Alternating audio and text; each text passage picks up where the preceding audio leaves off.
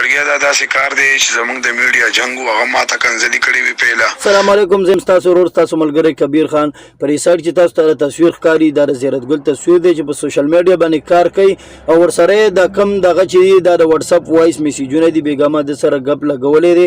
ما ورته ویل ملتا ستاسو څه حقیقت دی، ستاسو د داود شاه مالک په دې باندې پوي کا ګوره د دینه مخکې او سورز یې دوی دوانو په سوشل میډیا باندې د داود شاه د پسې څه کنځل منځل کړی په هغې کې ورپسې بیا د ریپلی ورکړله نو دا هم ورپسې کنځل منځل وکړي. ګوره دا د سوشل میډیا جنګ دی، کله به یو پسې کنځل کوي، کله به بل پسې کنځل کوي. خو د سوشل میډیا والا څومره کسان هم چې دي نو دا د هغه ټیم کار هغه ټیم کې بس ریپلی ورکړي، خبره ختمه.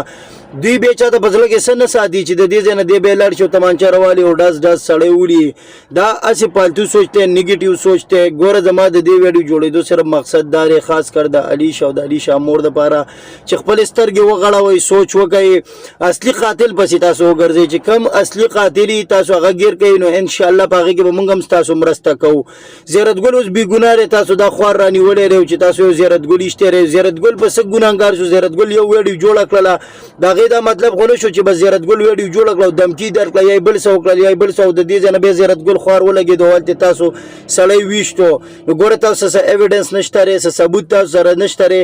تاسو څنګه په یو عام سوشل ورکر باندې تاسو راځئ او په هغه باندې تاسو بلیم لګوئ چې دا نه دا کیس تا کړی دی؟ تاسو سره څه ثبوت دی؟ ګوره داسې قصه وکئ چې تاسو خپله سوچ وکئ، تاسو هغه کس ونیسئ چې کم کس دا کار کړی، ګناهګار سړی ونیسئ، بې ګناه خلک مه نیسئ. زه تاسو سره زیارت ګل دا وایس اورم، د زیارت ګل دا وایس هم وګورئ. زړګیا دا داسې کار دی چې زمونږ د میډیا جنګ و هغه ماته کنځلي کړې وي پیله. بیا ورته ما په کلیپ کې وکړي، ګنې ما په پیج کې کله کنځلي هم نه دي کړي، زما ته پې ځان هم بد ښکاره کېدو او نه دا زمونږ کار دی کنځل کول. خو بس هغه ډېرې خرابې کنځلې کړې وې نو ما هم ورته وکړي. هغه زما کنځلو نه خلکه کلیپونه علي او خپل پیجونه او خپلې ټیک ټاک یې پې چلوي او بیا خلکه دا وایي چې زیارت ګله اوس وروسته کېږم داسې یو هغسې نو داسې سپکې خبرې ټیک ده. زمونږ ورسره د ویشتو څه کار نه وروره او نه مو ورسره شته دی او الله دې دې ته نه جوړوي. مونږ خپلې مزدوریانې وکړو که نه خلکو سره به جنګ جګړې کوو، بس د میډیا جنګ و، د میډیا جنګ هم کړی و. نور زمونږ اوس ذاتیات نشته، نه مو سره څه بدي شته. الله دې وله صحت ورکړي د خپلو بچو له، والله دې ښه کړي.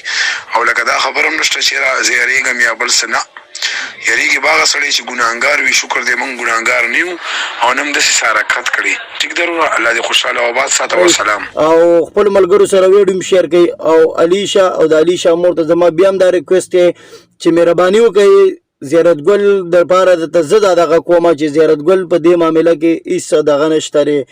نو مهرباني دا وکړئ چې خپل اصلي قاتل پسې وګرځئ، انشاءالله د هغې مرسته به موږ هم تاسو سره کوو.